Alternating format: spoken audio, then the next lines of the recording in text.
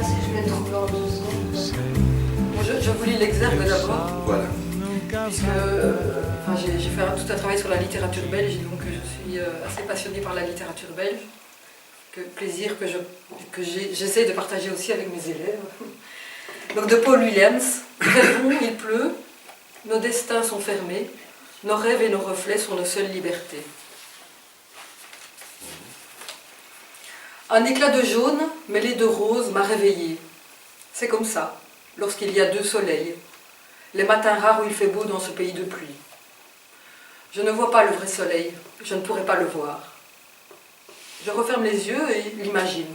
Il se lève et s'élève au-dessus de la rue, derrière le tilleul en face de la maison. Il doit être encore assez bas. Un soleil d'hiver, pâle, est là.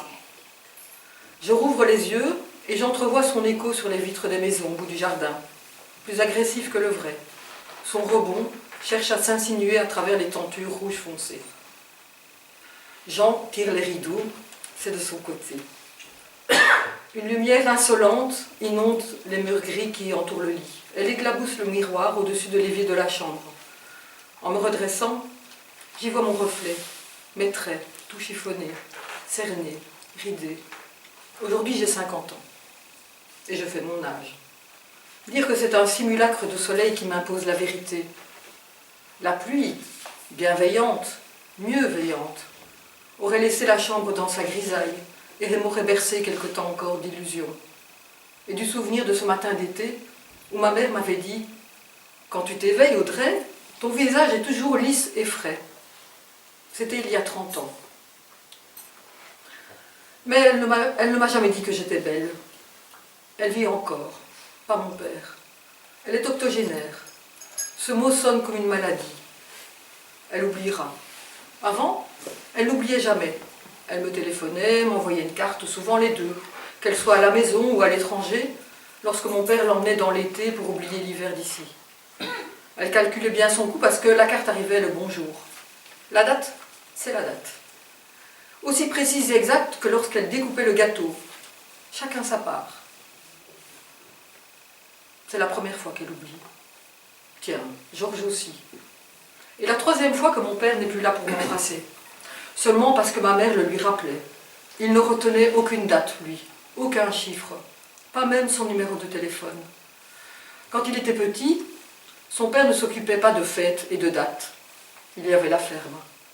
Sa mère non plus. Il y en avait trop d'enfants. Et puis, les chiffres n'avaient aucune importance. Même sur les maisons, le nom du père suffisait. Je continue ? Oui. Nous descendons et je fouille dans le tiroir de mon bureau pour y retrouver une carte postale de Nice. C'est fou ce que la vie est devenue chère en France. Du jour au lendemain, ils le disent dans le journal et qu'il y a un grand mouvement anti-hausse des prix. D'ailleurs, c'est bien simple, moi aussi j'ai rouspété hier à la poste. Ton père a trouvé amusant que je me rebelle. Enfin, bon anniversaire, ça ne me rajeunit pas, maman.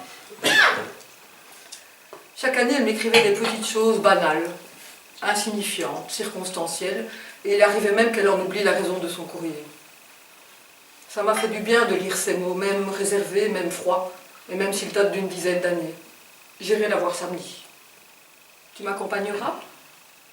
Pas cette fois, je suis pris toute la journée, mais tu peux bien y aller toute seule, tu ne crois pas? C'est ta mère, non? Ma mère, oui. La première personne au monde dont j'ai goûté l'odeur, dont j'ai senti sur moi la tiédeur du souffle, la douceur des cheveux, le velouté des mains. La première qui m'a enlacée, serrée contre sa poitrine, qui m'a embrassé le front, le nez et les joues, qui m'a fait des papouilles et des chatouilles au ventre. Enfin, je suppose, je l'espère. Ma mère. La seule personne aujourd'hui avec qui je redoute les tête-à-tête. Pourtant, je pense à elle depuis que je me suis réveillée. Sans doute parce que Bérangère m'a dit que dans d'autres pays, c'est aux génitrices qu'on souhaite le bon anniversaire. Oui, en Russie.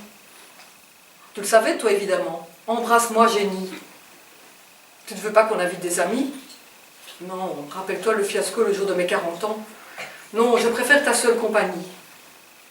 Que tu es belle. Mais tes yeux sont verts, il va pleuvoir. Oh, bruit doux de la pluie. Quand la pluie et le vent frappent les vitres et les toits, moi je ne pleure pas. Au contraire, je me sens bien ici à la maison, à l'abri de tout ce qui pourrait m'arriver de mauvais. J'en profiterai pour écrire. Tu sais, Jean, j'ai commencé un livre sur ma mère. C'est vrai? Ah, je savais bien qu'un jour tu t'y mettrais. Tu vas devenir écrivaine, ma vieille. Et, pas ma vieille, pas aujourd'hui. Mais je viens de te dire que tu étais belle. Et puis, je suis loin d'être écrivaine, je commence à peine. Tu veux que je te lise le début? Vas-y. Mes parents étaient d'origine très différente. Papa venait de l'Ardenne. Son père élevait des vaches. Sa mère, les enfants et les vaches. Maudit destin. Elle mourut à 50 ans. Pile poil ton âge. Maman est née à Bruxelles. Son père faisait des affaires. Sa mère, rien. Elle est morte à quel âge? 92 ans. Elle a eu plus de chance que l'autre. Pas sûr. Papa a grandi dans l'inconfort, maman dans de l'ouate, sauf que... Tu n'écrirais pas plutôt ma mère que maman? Je voulais me rapprocher d'elle. Ma mère, ça fait... Ne force pas les choses, Audrey. Mais tu crois que ce livre me rapprochera d'elle? Ça y est, il pleut. Tu ne réponds pas à ma question. Les deux soleils ont disparu.